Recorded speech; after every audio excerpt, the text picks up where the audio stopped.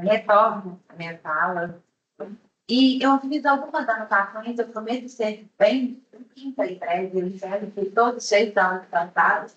Eu só fiz algumas anotações para fazer algumas considerações acerca da fala, né, trazida pela defesa durante os debates. Eu começo com uma muito peculiar. O promotor já estava no assunto, mas eu acho que ainda precisa de uma complementação. Márcio foi muito imprudente. Quando eu escutei o nobre defensor falando por várias vezes consecutivas que o Márcio foi muito prudente, automaticamente na minha cabeça ecoaram algumas frases que todas nós já escutamos, todos, em algum contexto, em alguma situação. Porque quando uma mulher é estuprada à noite, quem mandou ela estar na rua à noite sozinha? Porque quando uma mulher é estuprada e ela não está com uma roupa toda coberta, quem mandou ela sair na rua de roupa curta? A grosso modo, o que foi demonstrado aqui perante a voz do depoimento é uma terceirização da culpa. Aquela mulher ali foi demonizada o tempo todo, aparentemente, a mulher é o mal da terra. Né? Foi trazido para essa tribuna, inclusive, o exemplo de Adão e Eva. Porque Eva fez Adão incorrer no erro. A culpa é sempre da mulher.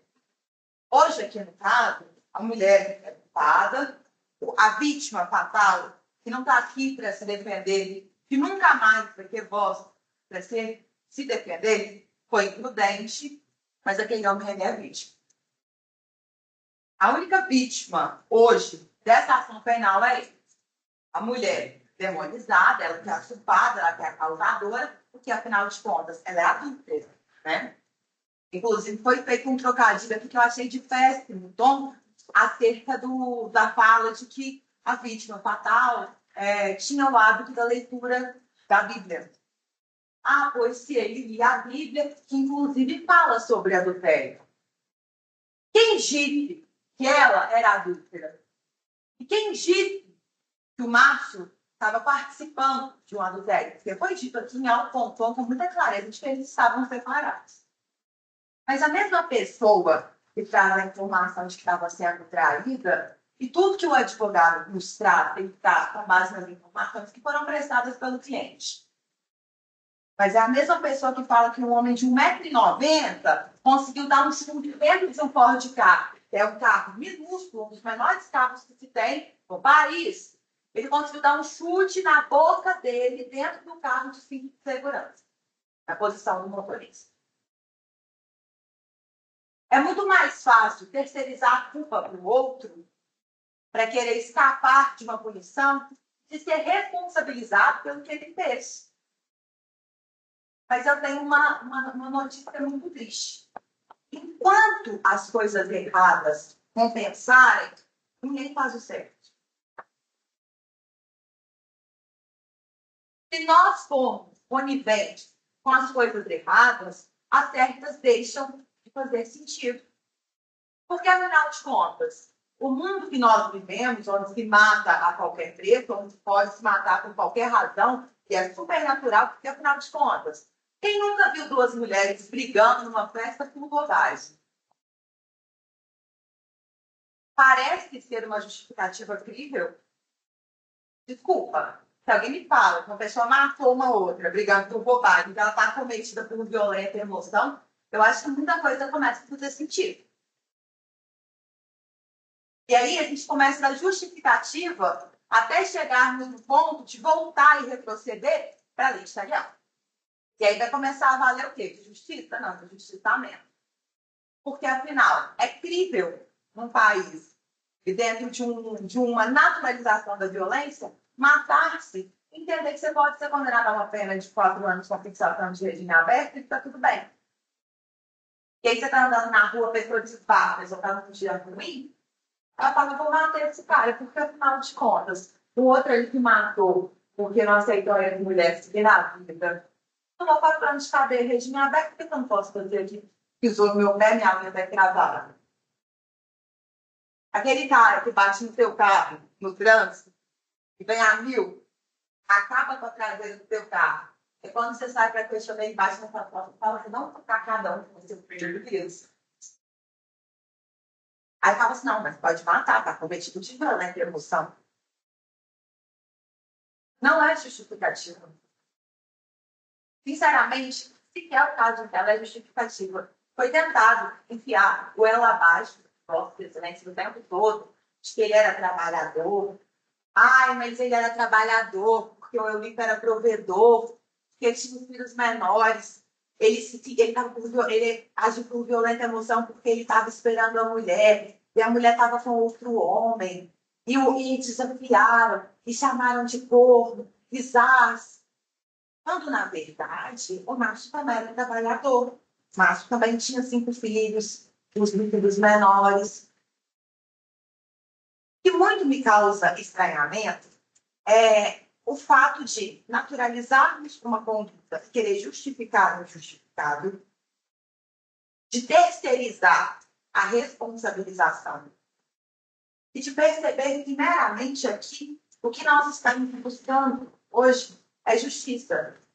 Porque ainda que queira se dar qualquer justificativa, o que ele fez não foi justiça. Ah, mas e se ele tivesse sido chamado de corpo? Isso se justifica? É uma reflexão que eu deixo para que Vossa Excelência pensem no íntimo de cada um. Porque eu tenho certeza que cada um de vocês já recebeu algum tipo de ofensa muito pior que esse corpo. E nenhum de nós matamos ninguém com três facadas.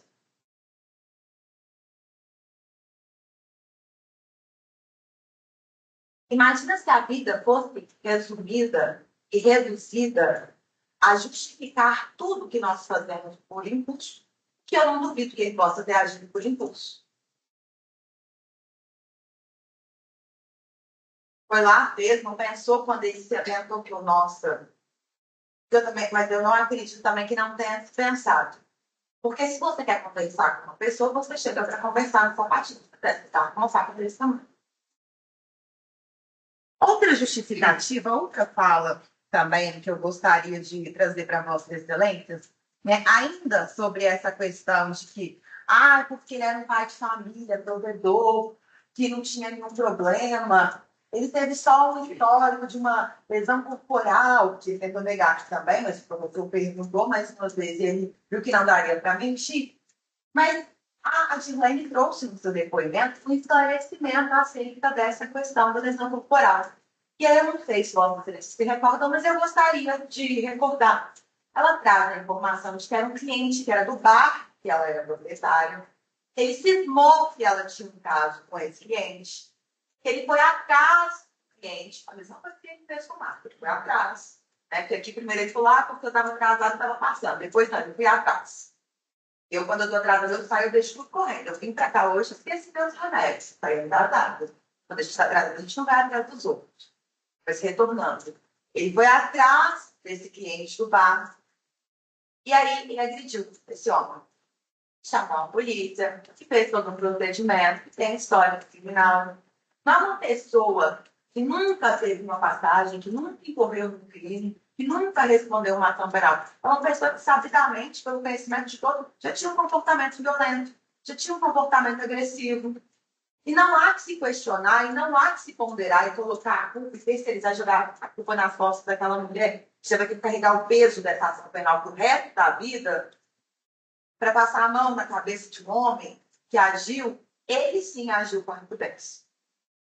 Imprudência é quando você está na praia, você vai passar férias com a sua família, e você deve estar entendendo o dia inteiro que Deus fez.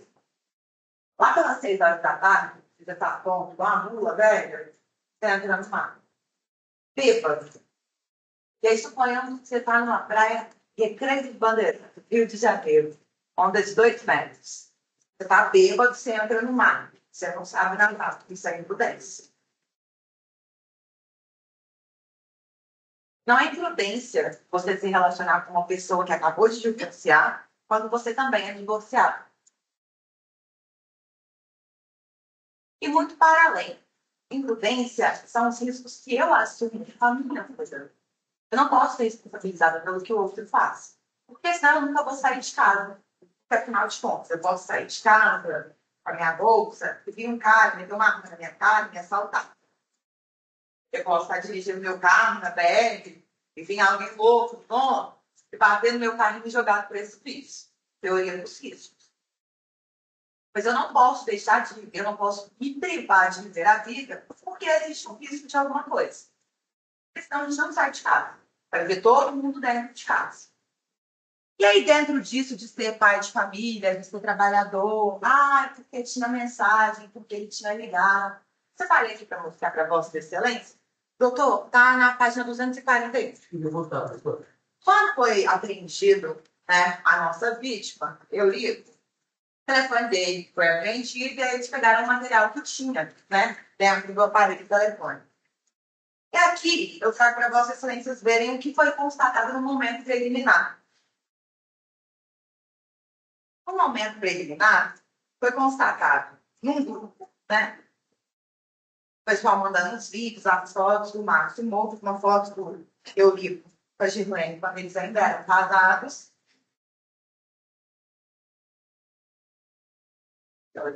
As fotos do carro, uma foto de uma arma de fogo. Eu não sei o pai de Vossas Excelências, mas meu pai não tem foto de arma de fogo no telefone dele, não. Ele é pai de família, provedor, pai de 3 filhos. O material que foi apreendido, que foi juntado, né, no estado usado da penal do telefone do Eurico, é muito relevante. Por quê? Muito para além da questão de não ter sido constatado, recebido pela Polícia Civil, qualquer conversa, ligação, SMS, relato de histórico de ligação entre o Eurico e a Girlene, foi constatado que ele mandou alguns áudios pouco antes dele ser apreendido pela Polícia Civil. Você reproduz para mim o 24.6? Ela vai reproduzir um áudio para Vossa Excelência escutarem. E foi dito que ele estava em estado de choque, violenta emoção. Eu gostaria que Vossas Excelências percebessem o tom de voz para que Vossas Excelências façam o juízo dentro de cada um. Entende? Será que essa é a voz de uma pessoa que está acometida por violenta emoção? Porque a violenta emoção, sinceramente, ela não é um estado instantâneo que passa com 2 minutos. Quando você está andando na cozinha de noite, passa a barata correndo, você fala, é barata, pronto, pulei, acabou. Não. Você está de choque. Esse áudio, pouquíssimas horas depois do crime. Vamos escutar o que ele fala.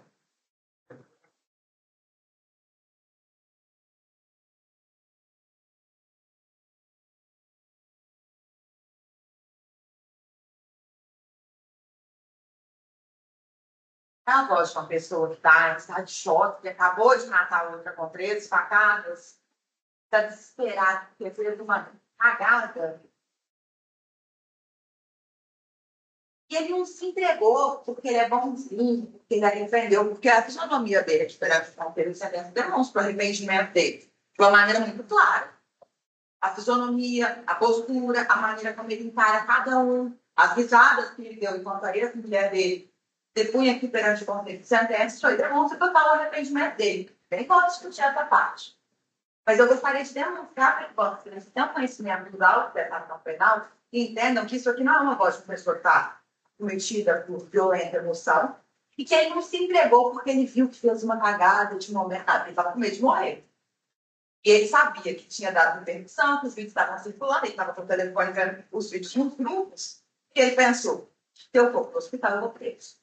Melhor eu entregar que eu ainda saio. Provavelmente deve ter sido orientado por um advogado, porque eu passaria a orientação para o cliente meu claramente. Só se entregou porque ele estava encurralado, não é porque ele é bonzinho, não é porque ele está arrependido, não é porque ele entendeu que ele privou filhos de crescerem com o pai, que ele privou a mulher de construir a vida dela, de tentar ser feliz depois de anos de exposição a uma situação de vulnerabilidade por um ciclo de violência doméstica. Não foi por nada disso. Foi porque ele estava com medo de morrer. Quer fazer alguma complementação sobre o áudio, doutor?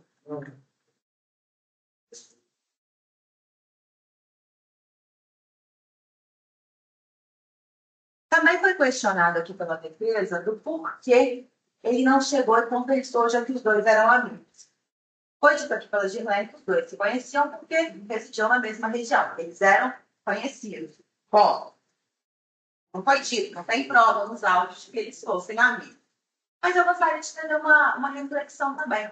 Por que ele não chegou e conversou? Será que compensaria? Teria compensado ele chegar e conversar? Porque, assim, quando ele se aproximou, o Márcio gritou, pelo amor de Deus. Pelo amor de Deus, não faz isso, pelo amor de Deus. Então, a pessoa está perante você, ela pensa, pelo amor de Deus, você vai matar ela. Ela vai te escutar, conversar.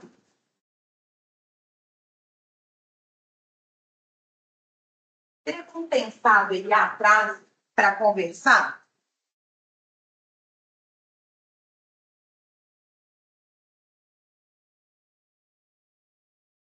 Ainda assim, foi dito aqui também de uma maneira exaustiva que um dia antes o Marco teria feito um churrasco lá no pai, que o réu teria participado, e que isso era uma afronta, porque um dia antes estava com ele, depois estava com a mulher dele. Só que essas informações, elas não estão constantes nos autos da ação penal. Elas são trazidas meramente pelo teoria. A mesma pessoa que falou que um homem de 1,90 m deu um chute na boca dele direto do carro. A mesma pessoa que chama a ex-esposa de minha mulher. E isso é uma parte que eu gostaria, que eu estava ansiosa para chegar. Porque foi dito aqui pelo advogado que ele não se expressava com minha mulher porque era uma questão de posse, não, mas porque era uma sensação de pertencimento de família. Ninguém te fala, a minha sogra, a minha filha. Eu sou filha do meu pai, eu sou filha do meu pai para sempre. 50% de mim é do meu pai. Mas eu não sou mais casada, então eu tenho um ex-marido, casada por 3 anos. E hoje em dia, e eu acho que é muito paralela essa situação. Quando uma pessoa te chateia, quando uma pessoa te desonra, quando uma pessoa mancha a sua reputação, uma pessoa te pressiona, a última coisa que você queria é ser vinculado a ela. Não faz o menor sentido. A pessoa me trai, a pessoa me desonra, eu estou sendo debochado pelo bairro, eu estou andando pelo bairro, as pessoas estão me chamando de corno, e eu vou continuar associando essa pessoa à minha. Ah, porque a minha mulher. Não. Quando eu separei, eu me refiro ao meu ex-marido enquanto falecido. Se eu ia falar o meu marido, não, falecido. Por quê? Porque foi uma pessoa que me trouxe uma chateação. Então, se ela fosse esse demônio que foi pintado aqui durante a vossa excelência, ele não estaria se referindo a ela até o presente momento enquanto a minha mulher.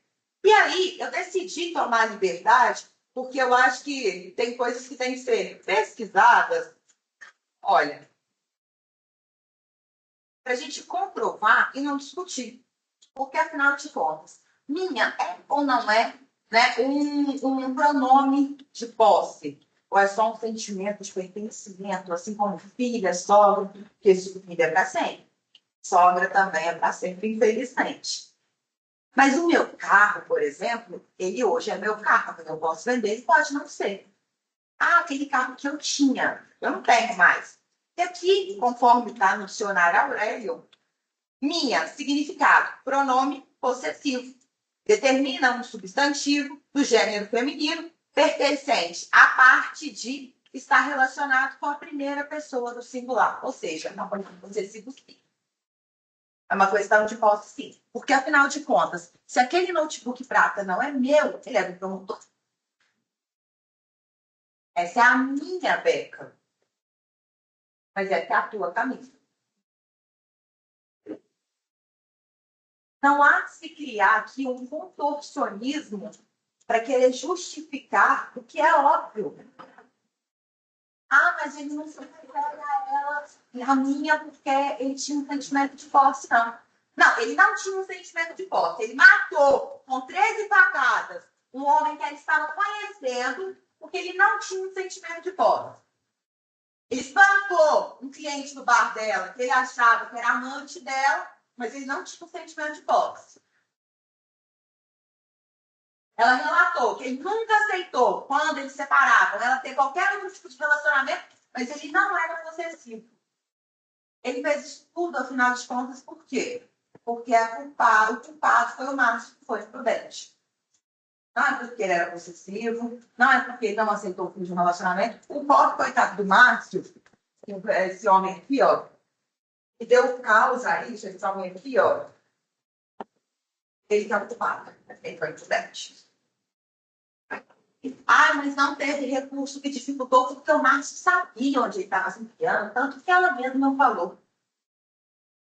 Nós temos dentro dessa qualificadora o elemento surpresa. O próprio Eurico, na primeira fase do processo da penal, falou que ele justificou a faca porque ele tinha medo de apanhar no Márcio, porque o Márcio tinha uma estatura física superior a ele. Se o Márcio não tivesse sido surpreendido, ou se o Márcio tivesse ciência do risco iminente que ele corria, ele estaria dentro do carro de cinto de segurança, porque é bem forte, bem nítido a maneira como ele está preso com o cinto de segurança. Como que um homem desse tamanho, num carro tão pequeno, poderia se defender sendo atacado pela janela com cinto de segurança? Ele não tinha a menor possibilidade de se defender. Provavelmente ele deve ter tentado, a gente luta pela vida. Né? Quando a gente adoece, a gente tenta resistir à doença. Amanhã, quando a gente vai cair na rua, você já tem lugar de você explorar, você não cair. Você vai ver que você vai sofrer um acidente, você vai o carro, você acelera. É inerente da nossa natureza lutar pela vida. Ele deve tentar se defender com os meios que ele conseguiu. Mas num carro tão pequeno, com uma estatura tão grande, sendo atacado pela janela, de 5 segurança, e muito para além. Se eu provoco uma pessoa, eu estou brigando com uma pessoa a 100 metros, eu provoco a pessoa está vindo na minha direção, eu vou permanecer inerte de 5 segurança? Não faz o menor sentido. E para finalizar, né? Porque não houve meio cruel. Não houve meio cruel, porque isso fala sobre a quantidade de faca, que o laudo do IML fala que não teve meio cruel, mas o laudo do IML também fala que a causa da morte foi hemorragia. O Márcio sangrou até morrer. É totalmente diferente de um júri, por exemplo, de narco-homicídio. O traficante vai lá e dá um tiro na cara da pessoa, dá um tiro na barriga da pessoa, dá um tiro no peito da pessoa e a pessoa morre. Acabou. A grande maioria dos júris de narco-homicídio, os tiros são instantâneos, porque são certeiros, eles miram para matar efetivamente. Aqui, o Márcio sangrou até morrer. Causa morte de hemorragia. E é o mesmo laudo de GNL que fala. Só que aí nós precisamos voltar mais de uma vez no depoimento tentado na primeira fase pelo senhor que forneceu a câmera de segurança, onde ele conta que o Eurico deu as facadas, deu a volta no carro, voltou, cavou a faca no pescoço do Márcio. O Márcio já estava morrendo, se ele já tinha dado ali até então 12 facadas no Márcio, e deixou a faca, ele voltou e deu mais um. Deixou a faca cruzada no pescoço dele. Isso não é para demonstrar crueldade, mas que eu preciso, então, entender sobre o novo livro. Para mim, a maior necessidade de demonstrar crueldade. Não tem qualquer outra justificativa. O que justificaria de ter dado 12 facadas, ter dado uma volta no carro, voltado, dado mais uma e deixado a faca? Qual é a justificativa para esse ato? Se não for crueldade. Não tem outra resposta.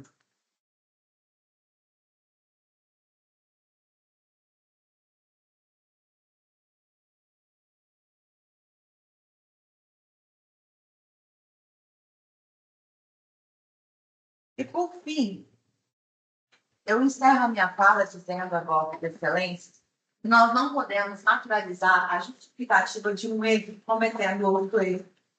Porque senão nós vamos voltar efetivamente para os tempos de Daniel, onde era olho por olho, dente por dente. Nós vivemos no Estado democrático de direito.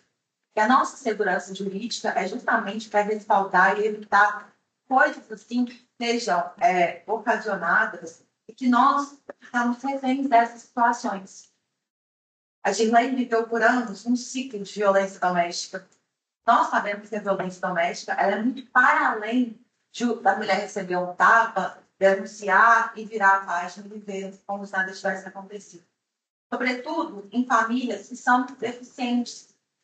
Como foi dito aqui, ele é analfabeto, ela é semi-analfabeta, são pessoas pobres, são pessoas trabalhadoras, são pessoas que até então viviam em prol da família, de construir, de criar os filhos. Ela tinha esperança de manter a família unida e de um dia, por um milagre divino, o marido mudar o tratamento para com ela, para que ela fosse feliz.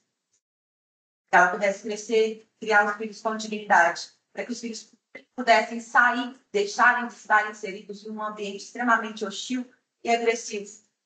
Mas, infelizmente, quando essa mulher percebeu que isso não ia acontecer e tentou ser feliz com outra pessoa, aconteceu essa tragédia. A gente não pode justificar um erro com o outro.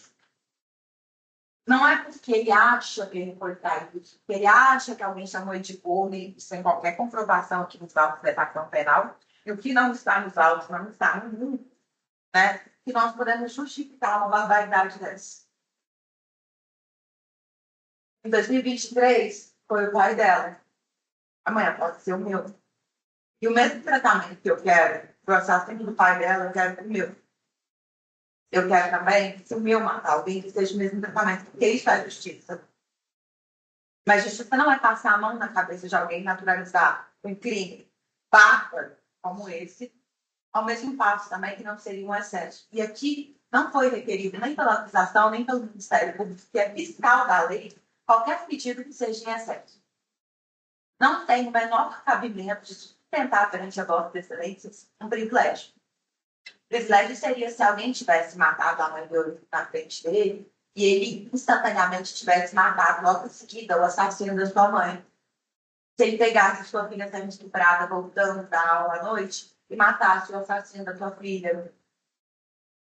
Tivesse acontecido algo muito exorbitante, alguém ameaçou matá-lo, mostrou uma arma de fogo e em seguida ele também tinha uma arma, acabou matando essa pessoa primeiro. Isso seria privilégio.